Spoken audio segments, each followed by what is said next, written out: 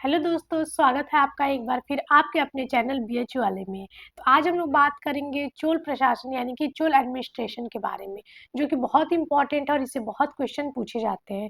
तो आज बात करेंगे दक्षिण के एक महत्वपूर्ण वंश साउथ में था ये, और ये पूर्व मध्यकाल से संबंधित है। पूरा मध्यकाल, इस चोल डायनेस्टी का एक बार जिक्र आप संगम एज में जो देखेंगे, संगम वंश, जो कि बहुत इंपॉर्टेंट है, साउथ का ही था संगम वंश दक्षिण भारत में। और देखेंगे इसमें 3 वंश का नाम आता है, चोल, चेर और पांड्य। ठीक है, 3 वंशों का बात आता है, ये संगम युग में। ठीक, ये चोल को हम लोग संगम युग में पढ़ेंगे। ठीक, और ये जो दक्षिण पूर्व मध्य, जो पूर्व मध्य काल में चोल उभरे, ठीक है, बाद में जो चोल उभरे इसको हम लोग बात करेंगे। जो विजयालय ने जो है किसे प्रस्थापित किया था, इस चोल प्रशासन के ऊपर हम लोग बात करेंगे आज की। चोलों की प्रशासन कैसी थी, और ये हम लोग पूर्व मध्यकाल की बात कर रहे हैं। तो पहले आपको बता दें, जो चोल प्रशासन था, तो इसका जो स्वरूप था वो वंशानुगत राजतंत्र था। क्या था? वंशानुगत राजतंत्र। ठीक है, वंशानुगत राजतंत्र था।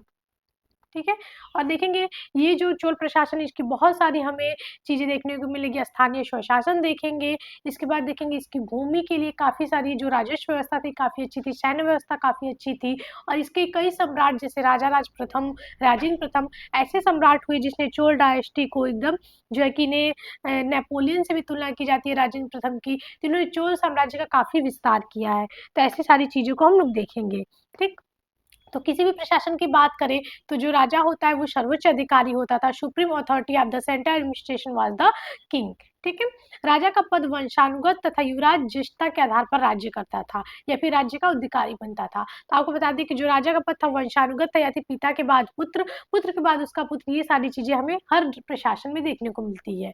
ठीक है, याद रखिएगा, जो राजकुमार होता था, युवराज होता था, उसका उत्तराधिकारी होता था। ठीक, चोल डायनेस्टी में, चोल डायनेस्टी में एक चीज और देखने को मिलती है जी। चोल डायनेस्टी में देखेंगे तो इसमें जो राज्याभिषेक होते थे, महत्वपूर्ण जो राज्याभिषेक होता था, राज्याभिषेक, ठीक है, राजा का जो राज्याभिषेक होता था, ये महत्वपूर्ण समारोह होता था। बहुत महत्वपूर्ण जो है कि समारोह की तरह इसको मनाया जाता था, और काफी इंपॉर्टेंट देखेंगे इसका भी चीज हमें देखने को मिलता है। ये सब जो समारोह होता था, ये कहाँ पे होता था? ज्यादातर देखेंगे तंजौर, जो राज्याभिषेक होता था तंजौर, जो कि चोलों की राजधानी थी। फिर गैंग गैंग कोंड चोलपुरम, जिसे भी जो कि बनवाया गया है, चोलपुरम। ठीक है, यहाँ पे मंदिर भी है। दूसरा देखेंगे चिदम्बरम, चिदम्बरम और कांचीपुरम, और यहाँ पे कांचीपुरम। यहाँ पे हमें अक्सर देखने को मिलेगा जो राज्याभिषेक है, इन जगहों पे होते थे चोलों के राज्याभिषेक, जो कि एक इम्पॉर्टेंट समारोह होता था। ठीक, राज्य काफी बड़ा होता था, चोल राज्य काफी बड़ा था, और जो कि संपूर्ण राज्य को क्या कहा जाता था? राज्यम या राष्ट्रम। राज्यम, संपूर्ण राज्य के लिए क्या शब्द होता था? राज्यम या फिर राष्ट्रम का प्रयोग होता था, याद रखिएगा। ठीक है, इनकी जो भूमि की उपज थी, यानी कि रेवेन्यू सिस्टम था, वो लोग 1/3 लेते थे, यानी कि जो राजस्व वसूलते थे वो आय का, मतलब उपज का 1/3 होता था, याद रखिएगा। जो 1/3 जो है कि आदर्श, आदर्श भी माना जाता है। ठीक, दूसरा देखेंगे प्रशासन का जो वर्गीकरण था, जैसे कि हम लोग देखते हैं प्रांत, जिला, ऐसे बहुत सारी चीजें हमें देखने को मिलती है हर एडमिनिस्ट्रेशन में। तो चोलों में ये बहुत इंपॉर्टेंट है, इसको याद कर लीजिए, इसका क्रम, क्योंकि इसका क्रम पूछता है। ठीक, इसको जो क्लासिफाई किया गया था वो था वर्गीकरण मंडलम। ठीक है, मंडलम में किया गया था, बहुत इंपॉर्टेंट है, पूछता है, जिसे कई प्रांतों में बांटा हुआ था, जिन्हें मंडलम कहते थे। प्रांत किसे कहते थे? मंडल को। वेट करिए एक मिनट, एक स्लाइड ऐड कर लेते हैं। हम्म, यहाँ हम बता रहे थे कि जो चोल प्रशासन था, जो राष्ट्रम था, जिसे क्या कहते थे? राष्ट्रम। पूरे राज्य को क्या कहते थे? राष्ट्रम या फिर राज्य, याद रखिएगा, राज्यम। ये चोल प्रशासन था, और ये जो है कि राष्ट्रम कई प्रांतों में बटा हुआ था। प्रांत, प्रांत को क्या कहते थे? कई प्रांतों में बटा था, इसको मंडलम भी कहते थे। मंडलम, चोल भाषा में मंडलम बहुत इंपॉर्टेंट है, याद रखिएगा।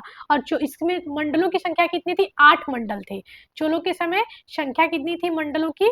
8 थी। इंपॉर्टेंट है, याद रखिएगा। ठीक, मंडलम के जो उप विभाग था उसको नाडु कहते थे। इसके बाद क्या आता था? नाडु। नाडु का अर्थ क्या होगा? जिला। ठीक है, प्रांत के बाद मंडल, मंडल के बाद जिला आता था। उसके बाद क्या आता था? जो है नाडु होता था, और ये कभी कभी वलनाडु या कोट्टम भी कहा जाता था। ये जो नाडु होता है, इसको 2 नाम से जाना जाता था, वलनाडु और कोट्टम, दोनों ये पूरा याद कर लीजिए, ये पूछता है क्रम और किसको किसको क्या कहा जाता था। तो पहले राष्ट्र या फिर राज्य, जो पूरा संपूर्ण राज्य था उसे कहा जाता था। फिर प्रांत या फिर मंडल कह लें, वो 8 थी इनकी संख्या। मंडल को जो है कि नाडु जिसे जिला कहेंगे, कोट्टम और वलनाडु में ये विभाजित होता था। बहुत इंपॉर्टेंट है, याद रखिएगा। प्रत्येक जो वलनाडु या फिर नाडु होता था, जो बहुत इंपॉर्टेंट थी ये, इसकी कई जो है कि कुर्रमों में बटी होती थी। ये किस में बटी होती थी? कुर्रम, ठीक है, कुर्रम में। बहुत इंपॉर्टेंट है। और इसकी जो सभा होती थी, नाडु की सभा को क्या कहते थे? नट्टार। इसमें जो जिला की सभा होती थी इसको कहते थे नाट्टार। इंपॉर्टेंट है, ठीक है, नाट्टार। और ये किसमें बटा हुआ था? कुर्रम। इंपॉर्टेंट है, कुर्रम में बटा हुआ था नाडु। तो यहाँ पे देखेंगे राज्य, फिर प्रांत, प्रांत या फिर मंडल, फिर वलनाडु, कोट्टम या फिर कह लें नाडु, फिर उसके बाद कुर्रम। इंपॉर्टेंट है कुर्रम। कुर्रम क्या होता था? ये कई गांवों का समूह होता था, कई गांवों का समूह, गांव का समूह होता था। इंपॉर्टेंट है, याद रखिए। कई गांव का ये, कलर चेंज कर लेते हैं, कई गांवों का ये क्या होता था? समूह होता था। वेट, कई गांव का ये समूह होता था। इंपॉर्टेंट है कुर्रम, ठीक। ये क्या होता था? जिला होता था। मंडल क्या होता था? प्रांत होता था, ठीक। और राज्य या फिर राष्ट्रम होता था। कितनी इकाइयां अभी तक हुई? 1, 2 और ये 3, ठीक है। वलनाडु, कोट्टम और नाडु ये सब एक ही में थे। इसके बाद बटा है आपका जो है कि कुर्रम, जो कि गांव का समूह होता था। समझ में आ गया होगा। इसकी सभा को क्या कहा जाता था? नट्टार। नाडु की सभा को नट्टार कहा जाता था। मंडल की संख्या कुल 8 थी। इतनी चीजें आपको समझ में आ गई, ठीक है। तो आपको हमने बताया कुर्रम जो होता था, जो है कि गांव के समूह होते थे, और ये प्रशासन की सबसे छोटी इकाई, सबसे छोटी इकाई थी, ठीक है। कोई भी देखेंगे जो प्रशासन की सबसे छोटी इकाई होती है, क्या होती है? गांव होती है। बहुत इंपॉर्टेंट, याद रखिएगा, ठीक। जो चोलों की प्रशासनिक मॉडल, इसमें ग्राम प्रशासन का देखेंगे बहुत जो है कि महत्व देखने को मिलता है। ग्राम प्रशासन, एक और स्लाइड इंसर्ट करते हैं। चोलों की ग्राम प्रशासन में देखेंगे बहुत इंपॉर्टेंट है, इसलिए देखेंगे ग्राम प्रशासन, इनमें स्वायत्तता होती थी, यानी ये अपने बल पे होते थे, इनको बहुत सारी चीजों की स्वायत्तता प्रदान थी। इसलिए देखेंगे चोलों के काल को क्या कहते हैं? स्थानीय स्वशासन का स्वर्ण काल या जन्मदाता भी कहते हैं। स्थानीय या ग्राम प्रशासन भी कह ले, स्थानीय शासन का स्वर्ण काल, स्वर्ण काल। और इन्हें स्थानीय प्रशासन का जन्मदाता भी कहते हैं। वेट, यहाँ चोलो होगा, ठीक है। इन्हें क्या कहते हैं? स्थानीय प्रशासन का जन्मदाता। बहुत इंपॉर्टेंट है, ये याद रख लीजिए, बहुत इंपॉर्टेंट है। और आधुनिक भारत में बात करें तो वो कौन है? रिपन है। आधुनिक भारत में एक गवर्नर जनरल है, वो रिपन है। रिपन को स्थानीय स्वशासन का जन्मदाता कहते हैं। इतनी चीजें आपको समझ में आ गई। फिर से एक बार स्लाइड में पढ़ते हैं, बहुत मोस्ट इंपॉर्टेंट स्लाइड है आपके लिए। इसको मैंने इसलिए अलग से बताया। पहले संपूर्ण राज्य को राष्ट्र या फिर राज्यम कहते थे। राज्यों को प्रांत में बांटा गया था, जिसे मंडलम कहते थे चोल भाषा में, और इनकी संख्या कुल 8 थी, ठीक, याद रखिएगा। मंडलम को जो है कि वलनाडु, कोट्टम, नाडु या फिर जिला कह लें, इसमें बांटा गया था। इसके जो सभा होता था उसको नट्टार कहते थे, ठीक, याद रखिए। इसकी सभा को क्या कहा जाता था? नट्टार कहते थे। फिर इसके बाद जो जिला होता था उसको कुर्रम में बांटा गया था, कुर्रम, ठीक। कुर्रम क्या होता था? कई गांवों का समूह होता, जो है कि प्रशासन की सबसे छोटी इकाई होती थी, ठीक, याद रखिएगा। बड़े गांव को क्या कहा जाता था? जो बड़े गांव होते थे, बहुत ज्यादा बड़े गांव होते थे, उनको चोल भाषा में तन्यूर कहते थे, तन्यूर, ठीक है, तन्यूर। इंपॉर्टेंट है, ठीक है, तो तन्यूर कहते थे। चलिए, ये चीजें हमने देख ली। और स्थानीय स्वशासन क्यों कहते हैं, ये भी चीजें देख ली। चलिए, अब अपने स्लाइड पे फिर से वापस आ जाते हैं। तो आपको हमने बताया कि जो प्रशासन का वर्गीकरण था वो क्या था? मंडल, कोट्टम और वलनाडु में बटे हुए थे। एक मिनट, कलर चेंज कर ले, मे बी विजुअल नहीं हो रहा होगा, ठीक है। तो ये प्रशासन का मंडलम, जिसे क्या कहेंगे? प्रांत, कोट्टम, कोट्टम या फिर वलनाडु या फिर नाडु, तीनों एक ही थे, ठीक है। तो इसे जिला कहते हैं। कुर्रम मतलब कई जो है कि गांव का समूह होता था। ये प्रशासन का वर्गीकरण था, बहुत इंपॉर्टेंट है, याद रखिएगा, ठीक। वृहद प्रशासनिक तंत्र के बड़े प्रशासनिक अधिकारी, यानी कि बड़े जो प्रशासनिक अधिकारी थे उनको पेरिंदम, ठीक, और छोटे अधिकारी को शिरुंदम कहते थे। बहुत इंपॉर्टेंट है, याद रखिएगा। बड़े अधिकारियों को जो है कि पेरुंदम कहते थे, और छोटे को शेरुंदम कहते थे, ठीक है। ये बहुत इंपॉर्टेंट, ये आपका पीवाईक्यू रह चुका है, ये पीवाईक्यू, ठीक है। चोल के शासनकाल में स्थानीय स्वशासन में उर, ठीक है। उर सभा, महासभा और नाटुर, नाटुर नाडु की सभा कहते थे। तो उर का विशेष महत्व था, बहुत इंपॉर्टेंट ये पूछता था कि उर किसकी सभा होती थी, महासभा किसकी सभा होती थी, इसमें कौन सम्मिलित था। तो ये चीजें बहुत इंपॉर्टेंट है। स्थानीय स्वशासन का स्वर्ण काल आपको बताया। तो यहाँ पे जो उर होती थी, ये क्या होती थी, सर्वसाधारण तथा सभी ब्राह्मणों का संगठन होता था। उर क्या होता था, सर्वसाधारण जितने ब्राह्मण होते थे उनके संगठन को उर कहते थे। महासभा जो है कि गांव का संगठन था और ये गांव में होती थी। कहाँ होती थी, गांव में होती थी। नाडु की समिति नाटुर कहलाती थी तथा व्यापारियों की समिति नगरम कहलाती थी। याद रखिएगा, जो नगरम थी, ये बहुत बार पूछता है, नगरम किसकी समिति थी, तो नगरम व्यापारियों की, और नाडु यानी कि जिला, जिलों की जो समिति होती, सभा होती थी, उनको नाटुर कहते थे। इसको हमने आपको बताया, बहुत इंपॉर्टेंट है, इसको याद रखिएगा। ठीक, एक बार फिर से, उर जो था वो ब्राह्मणों का संगठन था। महासभा जो आम लोगों की सभा थी, वो गाँव की सभा थी।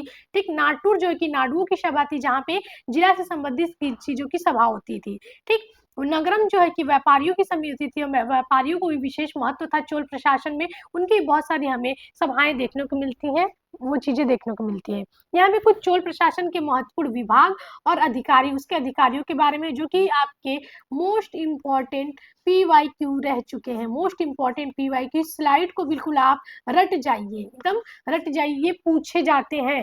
चोल से अगर बात आएगी तो सबसे ज्यादा उसके विभाग और इसके कौन से अधिकारी थे, क्या कार्य थे, ये पूछते हैं। और ये काफी जो इसके टर्म अलग है, तो बहुत दिक्कत भी होती है। पहला है मुंडला मडाली, ये मंडलम का सरदार होता था। पहला क्या है आपका, मुंडला मडाली मंडलम का सरदार होता था। दूसरा है कुंदर कोट्टम, कुंदर कोट्टम, ये क्या होते थे, दरबार में रहने वाले अधिकारी। कुंदर कोट्टम दरबार में रहने वाले अधिकारियों को कहा जाता था। पट्टोले या फिर मुगबेट्टी, ठीक है, पट्टोले या फिर मुगबेट्टी राजस्व विभाग का छोटा अधिकारी होता था। ठीक, दूसरा है विडैयाधिकारीन, विडैयाधिकारीन क्या होता था, कार्य प्रेषक या फिर लिपि। ठीक है, कार्य प्रेषक या फिर लिपि को विडैयाधिकारीन कहते थे। मध्यस्थ क्या होता था, मध्यस्थ आपका राजा द्वारा दिए गए अनुदान की देखभाल करने वाला अधिकारी। ठीक है, जो अनुदान देते थे राजा, उसकी देखभाल करता था मध्यस्थ आपका। ठीक, दूसरा देखेंगे ओले नायकम। ठीक है, ओले नायकम, ओले नायकम क्या होता था, प्रधान सचिव, प्रधान सचिव को ओले नायकम कहते थे। वदाधिकारी, समाचार संप्रेषण लिपि। विदय, विद्या मिलम, तो ये भ्रमण अधिकारी। तिरुवंदरम, एक प्रधान कर्मचारी। औलय, सम्राट की आज्ञाओं का प्रारूप तैयार करना। तो ये जितने भी हमने आपको विभाग बताए, इसको याद कर लीजिए। ठीक है, इससे अगर आप कोई भी एग्जाम दे, तो ये अगर आप याद कर लेंगे तो कोई क्वेश्चन छूटने वाले नहीं है। ठीक है, चलिए आगे बात करते हैं। तो चोल प्रशासन की सबसे उल्लेखनीय विशेषता गांव के स्तर पर स्थानीय स्वशासन को अत्यधिक प्रभावशाली बनाना था। और ये चोल प्रशासन की सबसे इंपॉर्टेंट चीज है। ठीक है, स्थानीय स्वशासन, इसलिए इसको स्वर्ण काल भी बोलते हैं।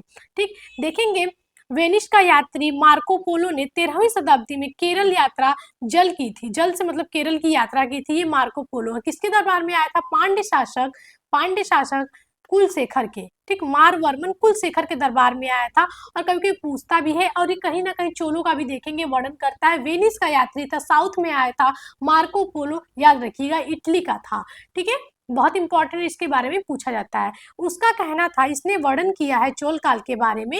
उसका कहना है कि जब राजा की मृत्यु होती है तो उसके सभी अंगरक्षक सैनिक उसके साथ ही चिता में कर मर जाते थे, यानी कि चिता के साथ उसके सैनिक भी मर जाते थे। ऐसा जो है कि मार्को पोलो ने वक्तव्य दिया है चोला डायनेस्टी के बारे में। ठीक है, चोल साम्राज्य मंडलों या प्रांतों में विभाजित था तथा ये मंडल वलनाडु और नाडुओं में बटे होते थे। ठीक, चोलकालीन अभिलेखों की अधिकता के कारण हमें इसे साम्राज्य के ग्राम प्रशासन की स्पष्ट जानकारी मिलती है। ठीक, चोल प्रशासन में हम लोग देखेंगे, हमें बहुत सारे अभिलेख मिले। जैसे देखेंगे अशोक, जो प्राचीन महान शासक है मौर्य वंश का, अशोक के अभिलेखों से हमें उसकी जानकारी मिलती है। वैसे देखेंगे चोल काल में भी अभिलेखों की बहुत सारी, जैसे उत्तर मेरूर अभिलेख कह ले, जिससे हमें स्थानीय स्वशासन के बारे में, उत्तर मेरूर अभिलेख, ठीक है, उत्तर मेरू अभिलेख, जो आपको हमने डायनेस्टीज पढ़ा है उसमें भी आप देख सकते हैं। तो इससे हमें स्थानीय स्वशासन के बारे में जानकारी मिलती है, काफी स्पष्ट हमें चोलों के बारे में जानने का स्रोत मिलता है। ठीक है, चलिए अगला चीज देखें। अभिलेखों में दो सभाओं का उल्लेख मिलता है, इनमें से एक उर है और दूसरी सभा अथवा महासभा। इसके बारे में हमने जिक्र किया था। उर क्या होती थी, गांव की आम सभा होती थी, लेकिन महासभा क्या होती थी, इसमें देखिए जो भी कार्यकलाप होते थे प्रशासन से संबंधित, इसकी जानकारी मिलती थी। इसमें क्या होते थे, ब्राह्मण होते थे, ब्राह्मणों का संगठन होता था, ठीक है। और इसमें क्या होते थे, गाँव की सभा होती थी, महत्वपूर्ण सभा है, याद रखिएगा। यह अग्रहार कहे जाने वाले ब्राह्मण गांव के वयस्क सदस्यों की सभा होती थी। महासभा क्या होती थी, अग्रहार कहे जाने वाले ब्राह्मण गांव के वयस्क सदस्यों की सभा होती थी, जिन्हें क्या कहा जाता, अग्रहार। इंपॉर्टेंट है, याद रखिएगा, ठीक है, अग्रहार। चोलकालीन ग्राम प्रशासन बहुत इंपॉर्टेंट है। चोलकालीन ग्राम प्रशासन की जानकारी परांतक प्रथम के उत्तर मेरूर अभिलेख, इसी के बारे में आपको अभी हम जिक्र कर रहे थे। वो कौन था, परांतक प्रथम। इसे ही मूल संस्थापक भी कहते हैं, चोलों का मूल संस्थापक, ठीक है, वास्तविक संस्थापक भी कहते हैं। और संस्थापक कौन है, तो विजयालय है, ठीक है। बड़े गांव को क्या कहा जाता था, तन्यूर, आपको हमने पहले ही बताया, ठीक है। चलिए कुछ और कर है चोलकालीन से संबंधित जो बहुत इंपॉर्टेंट और पूछे जाते हैं। तो पहला आयम, क्या होते थे, राजस्व कर। आयम, राजस्व कर को कहा, क्या कहा जाता था, आयम, ये पूछा हुआ है। कुड में जो लगान लगाए जाते थे उसे कुड में कहा जाता था। मने ईरे गृह कर था, घरों पे जो कर लगते थे, जिसे किसने भी लगाया था, अलाउद्दीन खिलजी ने भी लगाया था। अलाउद्दीन खिलजी, खिलजी वंश का दूसरा शासक, इसने भी घरों पे कर लगाया था, जिसे क्या कहते थे, घरी कर, घरी कर। और यहीं पे देखेंगे मने ईरे चोल काल में गृह कर के नाम से संबोधित किया जाता है। फिर है मरम मरम जड्डी, मरम जड्डी जो है कि वृक्षों पे कर लगाए जाते थे। वाशालितरम, ये द्वार पर कर लगते थे। आजीवकाशु, आजीविका काशु था, आजीवकों से कर लेते थे, ठीक। कडेईरे, व्यापारिक प्रतिष्ठानों पर कर लगता था। मगन में कहाँ लगता था, कुम्हारों पे, लोहारों पे, सुनारों पे, इस पे जो है कि ये कर लगता था, मगम में, ठीक। पडिकावल, ये मोस्ट इंपॉर्टेंट और मोस्ट इंपॉर्टेंट पीवाईक्यू है, मोस्ट इंपॉर्टेंट पीवाईक्यू और मोस्ट आस्क्ड क्वेश्चन भी है, मोस्ट आस्क्ड क्वेश्चन है आपका ये पडिकावल, ठीक है। याद रखिए, इसको एकदम याद कर लीजिए, पडिकावल क्या है। तो पडिकावल क्या है, ग्राम सुरक्षा पे जो कर लगता था उसे पडिकावल बोलते हैं। कड़मे क्या है, कड़मे जो है कि आपके सुपारी पर कर है। कड़मे, कुडमे और कड़े ईरे, इन दोनों पे भूलिएगा नहीं। कुडमे आपका लगान होता था, कड़े ईरे आपका व्यापारिक प्रतिष्ठान पर कर होता था, और कड़मे आपका सुपारी पर कर लगता था, ठीक। कीड़ा काशु, ये भी आपका पीवाईक्यू रह चुका है, इंपॉर्टेंट है, ये नर पशुधन पर कर लगता था।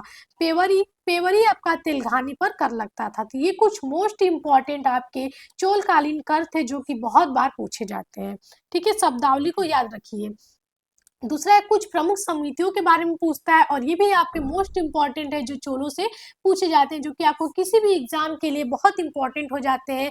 और आप इसको एक बार याद कर लेंगे तो आपके लिए बहुत ईजी हो जाएगा साउथ की डायनेस्टीज को पढ़ने में, ठीक। तो ये है आपका पूर्ण वारियम। वारियम जो है कि समिति के लिए यूज होता था। वारियम किस लिए यूज होता था, समिति को वारियम कहा जाता है, ठीक है। याद रखिए, ये भी पूछा, वारियम जो है कि समिति के लिए शब्द यूज हुआ है। और पूर्ण वारियम का मतलब है स्वर्ण समिति अथवा धातु समिति को पूर्ण वारियम कहते थे, ठीक। टोटवारियम, जो कि टोटवारियम क्या होता था, उद्यान समिति होता था, इसमें भी 12 सदस्य होते थे, याद रखिएगा। टोटवारियम ये भी पूछा हुआ है, ये आपका पीवाईक्यू रह चुका है, ठीक है। उद्यान समिति, इसमें 12 सदस्य होते थे, बाग बगीचों से संबंधित था ये, ठीक। किससे संबंधित था, बाग बगीचों से, ठीक। फिर है आपका एरिवारियम, जो कि तड़ाग, तड़ाग यानी कि तालाब, ठीक, तालाब। एरिवारियम जो कि तालाब से संबंधित था, इसमें 6 सदस्य होते थे, और तालाब की मरम्मत के लिए एरियाम नामक कर लिया जाता था। इंपॉर्टेंट है, ये आपका पीवाईक्यू रह चुका है, ठीक। संवत्सवारियम, संवत्सवारियम क्या होता था, यह 12 बुजुर्ग विद्वान सदस्यों की समिति होती थी, जिसे संवत्सवारियम कहते हैं, ठीक। चलिए उसके बाद है उदासीन वारियम, ये आपका पीवाईक्यू रह चुका है, और ये पूछा जा चुका है, मोस्ट आस्क्ड क्वेश्चन में है उदासीन वारियम। ये सन्यासियों व विदेशियों की देखभाल से संबंधित जो है कि समिति थी, ठीक।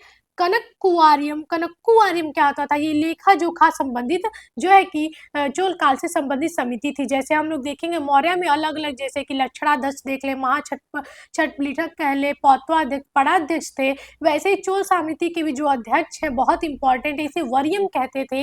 वरियम यानी कि बहुत सारी समितियां हमें देखने को मिलती हैं चोल काल में, ठीक है। इससे बहुत क्वेश्चन पूछे जाते हैं, ठीक। उसके बाद है धर्म वरियम, ये क्या होते थे, ये विद्या अध्ययन की व्यवस्था करते थे, ठीक। न्याय, न्याय वरियम, ठीक, न्यायोत्तर वरियम क्या थे, ये न्याय समिति से संबंधित थे। कल्याणी वर्यम ये लेखा की देखभाल करता था, लेखा देखभाल से संबंधित था, ठीक। कल्याणी वर्यम। फिर मूल परुडयार क्या था? यह धार्मिक संस्था जो मंदिरों की देख रेख करते थे, उससे ये संबंधित थे। गुणवर्यम ग्राम के कार्यों की व्यवस्था के लिए थे। तो ये कुछ इंपॉर्टेंट समितियां थी, इसको बिल्कुल याद कर लीजिए। और ये प्रशासन से संबंधित जो टर्म थे, इसमें विशेषता आपको हमने इसको बताने की कोशिश की है और एक ओवरव्यू दिया है चोल प्रशासन के बारे में, एक इंट्रोडक्शन दिया है। आशा करते हैं आपको वीडियो काफी अच्छी लगी होगी और ऐसे और भी वीडियो के लिए आप हमारे साथ बने रहिए, बीएचओ वाले के साथ बने रहिए, ताकि हम लोग ऐसी और भी वीडियो पे बात करते रहें, ठीक है। इसके बाद हम लोग चोल प्रशासन की राजस्व व्यवस्था को देखेंगे, जिससे आप उसको अच्छे तरीके से समझ पाए। तो ऐसे ही हमारे साथ बने रहिए, ऐसे ऐसे ही वीडियो के लिए। इसके बाद हम लोग चोला एडमिनिस्ट्रेशन का सेकंड पार्ट, चोला प्रशासन का सेकंड पार्ट भी लाएंगे, जिसमें हम उसकी राजस्व को देखेंगे, राजस्व के बाद सैन्य देखेंगे और ये सारी चीज़ों को हम लोग देखेंगे। उसके भी कुछ मूल शब्दावलियाँ हैं, टर्म्स है, जो कि याद करना बहुत इंपॉर्टेंट है। तो ऐसी और भी वीडियो के लिए अगली वीडियो के लिए चैनल को सब्सक्राइब कर लीजिए, ताकि आपको नोटिफिकेशन मिलती रहे। अगर वीडियो अच्छी लगी तो लाइक करिए, अपने दोस्तों को शेयर करिए और कमेंट करना बिल्कुल ना भूलें। कोई भी क्वेरी हो तो आप हमारे हेल्पलाइन नंबर पे बिल्कुल कांटेक्ट कर सकते हैं, अपनी क्वेरी को सॉल्व कर सकते हैं। ऐसे बीएचओ वाले के साथ बने रहिए। संकल्प आपका होगा, सहयोग हमारा होगा। धन्यवाद।